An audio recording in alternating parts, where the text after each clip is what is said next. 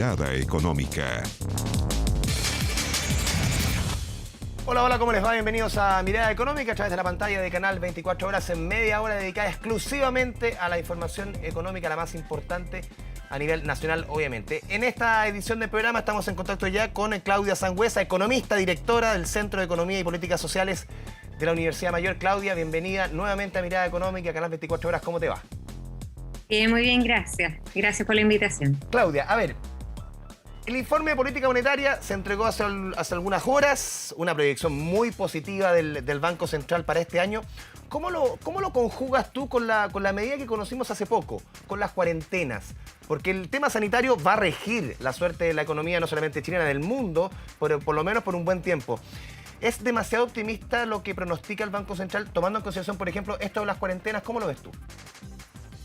No, yo diría que lo que pasa con la economía es que en promedio se está recuperando, pero hay diferencias en esta recuperación. Hay sectores de la economía que más bien se han favorecido con el nuevo régimen, ¿cierto? Y hay otros sectores de la economía que han deteriorado. Entonces, hay una suerte de divergencia en las proyecciones de crecimiento que hacen que las proyecciones sean positivas para más adelante también, digamos. Como ha dicho Y por Mario, otra sí. parte, Dale. y por otra parte, igual esto es para el próximo año. Entonces, yo creo que igual se asume que a pesar de lo que estamos viviendo en este momento, en unos 2 o 3 meses vamos a estar mejor.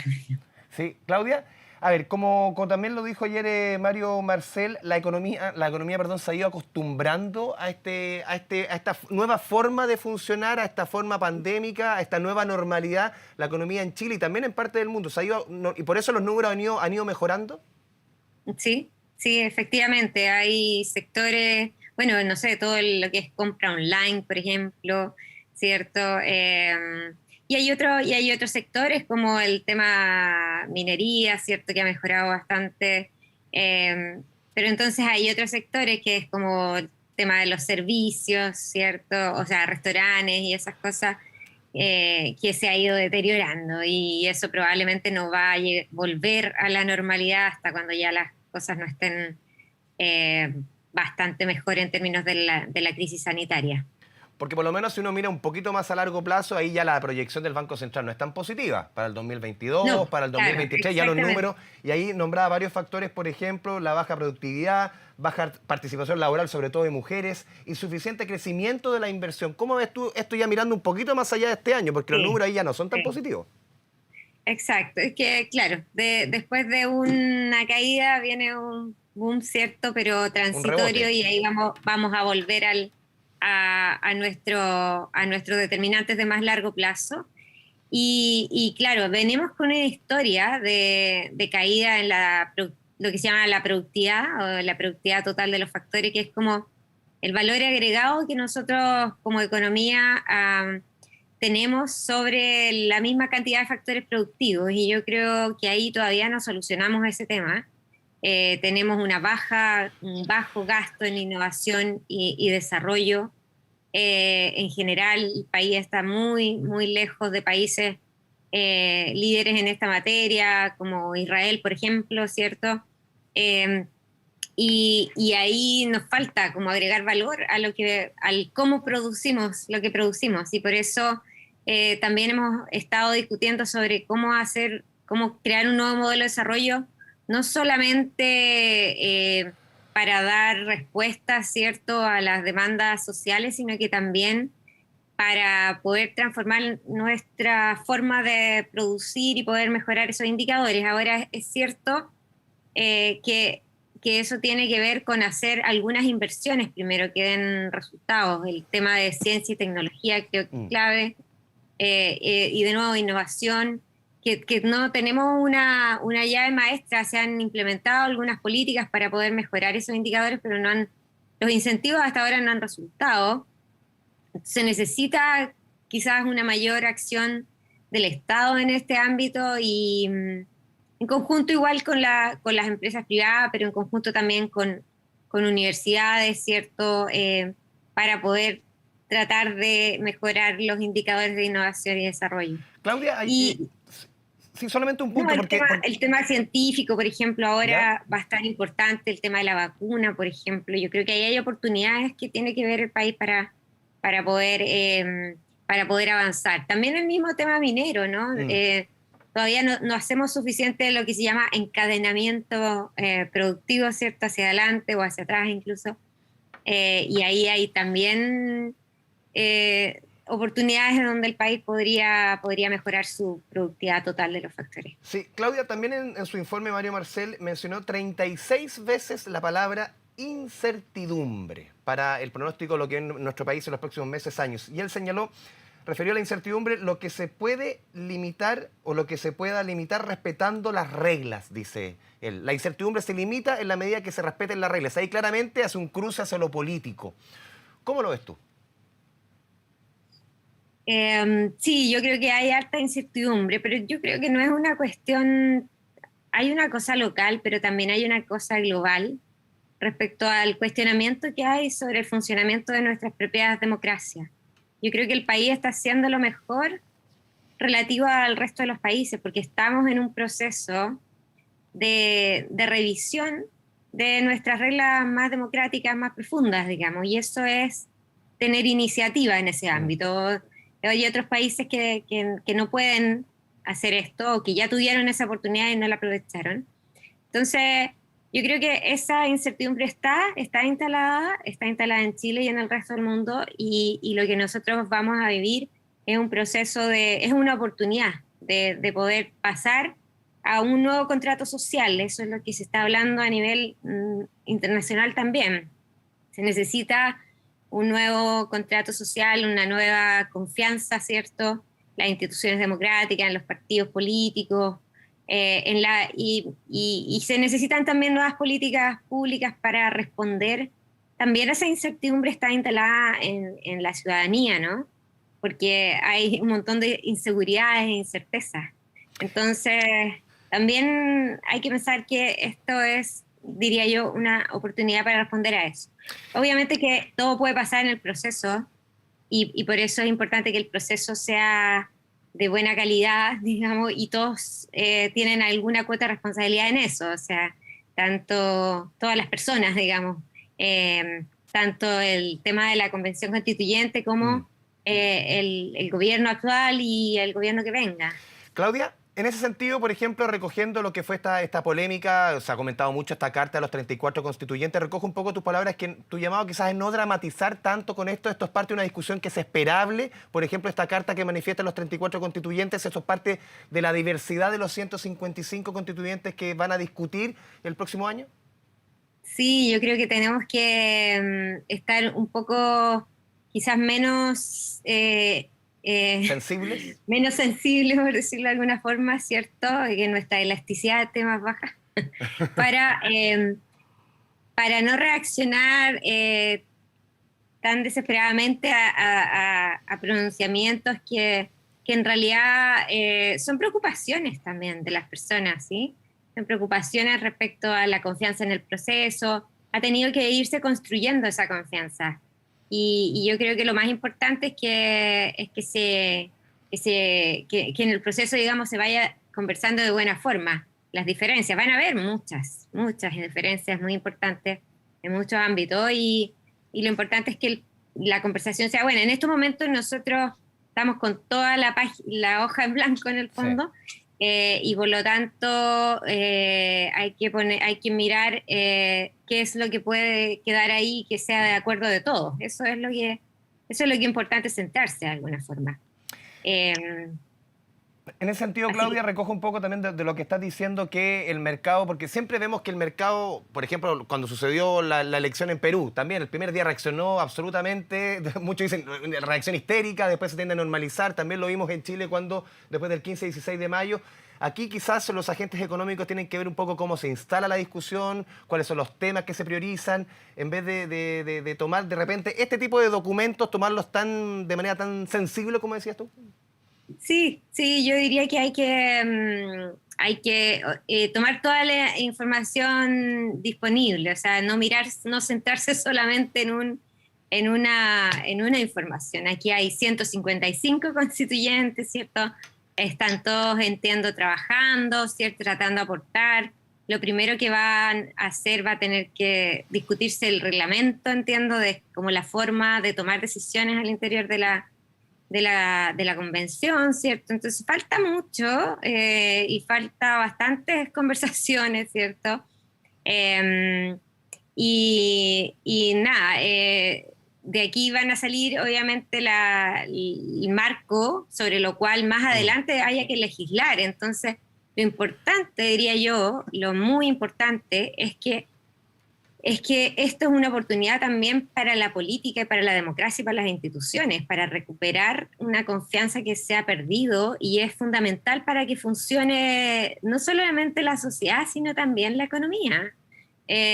Todas las instituciones están un poco ligadas de alguna manera a las instituciones políticas y si queremos que la economía funcione, las instituciones tienen que funcionar Claudia, también. Entonces, en esa misma conversación, ¿cómo ves tú los acuerdos que se han ido llegando referente, por ejemplo, a los mínimos comunes? Esta ayuda que va a llegar, por ejemplo, el IFE universal, también la ayuda a las pymes que está ahí, está lista para salir, para aprobarse. ¿Tú ves que ese, por ejemplo, puede ser el camino correcto? yo creo que pienso que ahora, aunque es tarde, por una parte tengo esta idea de que lástima que esto no haya pasado No pasó antes, pero pasó. en marzo del año pasado, claro. Pero bueno, estamos todavía en pleno pic de la crisis sanitaria y si tenemos la cuarentena es bueno que esto esté llegando a todas las personas que están en el registro social de hogares, son como, entiendo, 15 millones de personas, entonces esto, digamos, son apoyos básicos, pero pero existen, digamos, y existen para muchas personas que hasta hace poco no tenían. Así que, y bueno, el Banco Central entiendo que también estimó como muy importante el efecto que tienen estas ayudas fiscales en las proyecciones de crecimiento. Entonces, a mí me parece que la verdad es que tengo una visión un poquito más crítica de eso. Creo que igual al gobierno le ha faltado como iniciativa en ese sentido. Y estos acuerdos sirven como para empujarlos un poco, digo, hacia mejores equilibrios, pero esta crisis sanitaria necesitaba de mucho gobierno, de mucho Estado, de ser mucho más audaz, digamos, justamente al principio. Pero bueno, estamos en esto ahora y yo creo que el IFE mejoró, tanto en cantidad como en cobertura. Y lo importante también, entiendo, por lo que leo de los expertos más, los epidemiólogos, digamos, es que la comunicación de riesgo también sea la correcta, ¿sí? Claudia. Para que la gente realmente respete las medidas. Sí, antes de ir a la pausa, a ver, Ujú. este IFE universal, ¿crees tú que puede amagar la posibilidad de un cuarto retiro? ¿Se justifica un cuarto retiro? No creo, o sea, yo creo que sí. Yo creo que sí se puede a disminuir la probabilidad de un cuarto retiro. Ojalá que realmente hemos desahorrado en términos de... Hay que pensar que los fondos de las pensiones son para financiar la vejez. Y estos fondos se han estado ahorrando por los trabajadores a costa de que el Estado también está pagando esta transición. Entonces, y el Estado ha hecho un gasto muy importante desde el año 80 hasta ahora. Empezó con cerca de 7% del PIB, vamos en un poco menos del 2%, ¿cierto? Pero todavía queda... Entonces, si nos gastamos, digamos, estos recursos que son para nuestra vejez, hoy día en el fondo hay un costo social asociado a eso. Y es que el Estado va a tener que responder después. ¿Sí? Claudia, te pido que te quedes en contacto en línea. Vamos a ir a la pausa aquí en Mirada Económica. A las 24 horas estamos conversando con la economista Claudia Sangüesa, directora del Centro de Economía y Políticas Sociales de la Universidad Mayor. Vamos a la pausa y seguimos conversando con Claudia aquí en su canal de noticias.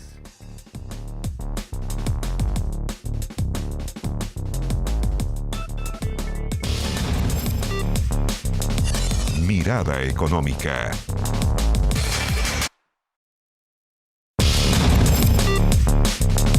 Mirada Mirada Económica. Volvemos a Mirada Económica, a través de la pantalla de Canal 24 Horas. Estamos conversando con Claudia Sangüesa, economista, directora del Centro de Economía y Política Social de la Universidad Mayor. Claudia, tú siempre has sido muy crítica del actual sistema de pensiones, del sistema AFP. ¿Cómo ves este proyecto que se presenta de retiro del 100% ante la posibilidad de que los dineros de los fondos de pensiones se expropien o nacionalicen? ¿Cómo lo analizas? Sí, yo creo que esto de la expropiación es como una especie de no sé, de fake news, digamos. Entiendo que no hay esa intención incluso en los proyectos como más de cambios más estructurales en el sistema de pensiones.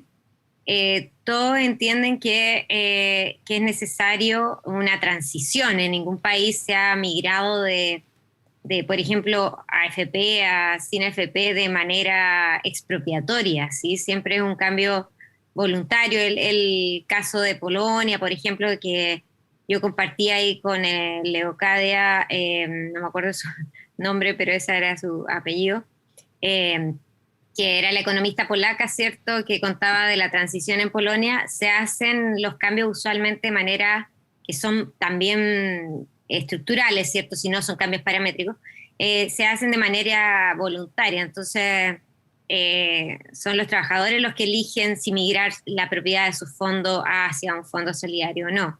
Entonces, me parece que se ha armado una especie como de falsa noticia respecto al tema. Entonces, hay como un temor injustificado, creo yo, de que alguien pueda robar esos fondos. Y por otra parte, también está esta idea de que el Estado pueda aprovechar que hacer una especie de corralito, ¿no? Y eso tampoco, por lo menos lo que yo siempre he pensado es que para asegurarnos de que no haya ningún riesgo de eso, el nuevo sistema de pensiones tiene que estar en una institución pública autónoma del Estado, ¿sí? Como lo hace el Banco Central, ¿cierto? Y así podemos separar un poco la política previsional, ¿cierto?, del Claudia, gasto pero fiscal normal. sí, en ese punto también hay otro concepto. Claro, el Estado administra, pero también ahí está, por ejemplo, el concepto de la nacionalización de los fondos. ¿Dónde se invierten esas platas? Y ahí para muchos también quienes defienden más el sistema dicen, claro, si no se va a invertir en el mercado y se va a invertir en cuestiones, en obras del Estado, en cuestiones que el Estado estime conveniente, con objetivos quizás, dicen ellos, incluso políticos, eso también es una forma de expropiar de otra manera. ¿Cómo lo ves tú? No, yo creo que hay reglas, o sea, hemos hablado, ¿cierto?, de lo positivo que podrían ser las reglas de inversión para esos fondos. Hasta hace poco no se podían, de hecho, invertir los fondos fuera del país. Eso es Era muy relativamente nuevo en la restrictivo. historia del sistema. Sí, antes era más restrictivo, de hecho. De a poco se ha ido como ampliando, ¿cierto?, el set de posibilidades, porque esos fondos también son justamente las pensiones, no pueden estar invertidos en cualquier cosa, ¿sí? Entonces hay que protegerlos de alguna manera, pero yo creo que reglas de inversión en el sentido de que sean inversiones que la gente también piense que le benefician. El problema que tenemos ahora tiene que ver con más allá de los fondos, ¿cierto?, del sistema económico en su totalidad. Hay una deslegitimidad del crecimiento económico, por ejemplo. Entonces las personas no ven que realmente sus ahorros les beneficien de alguna manera. Entonces, creo que también por ese lado también hay que ir avanzando y hay que tomar conciencia de que parte del disgusto, ¿cierto?, con el sistema de ahorro individual es que las personas no ven realmente los beneficios. Y yo creo que, por una parte, hay que implementar reglas de inversión para poder hacer coherente que son esos recursos de los trabajadores. Entonces no pueden estar siendo invertidos en actividades que los perjudiquen o perjudiquen a los mismos ciudadanos más adelante, ¿cierto? En empresas que no respetan, por ejemplo, las negociaciones colectivas, ¿cierto? O el medio ambiente. Esos son básicos y en otros países existen, además, en Francia, en Suecia mismo. O sea, esos recursos no se invierten en cualquier cosa porque justamente pierde la legitimidad el proceso de ahorro, ¿no? Si es voluntario, ahí no importa mucho, aunque también creo que debería haber ciertas reglas de inversión, ¿cierto? pero como es obligatorio, eso tiene que estar muy bien regulado de alguna manera. Entonces, no es solamente la rentabilidad, ¿cierto?, del corto plazo, sino que también el significado que tiene esas inversiones para el país en general. Es una política social, además. Sí. Claudia, no es solo una sí. económica. Sí, Claudia Sangüesa, te agradecemos este espacio. Se nos va el tiempo aquí en Canal 24 Horas para profundizar un tema tan sensible como es el tema de las pensiones. Claudia, como siempre, te agradecemos este diálogo con nuestro canal de noticias. Gracias a ustedes. Chao, chao. Chao, chao. De esta forma vamos cerrando Mirada Económica. Como siempre, siguen la sintonía de su canal de noticias 24 horas, porque aquí siempre es hora de noticias. Chao, chao.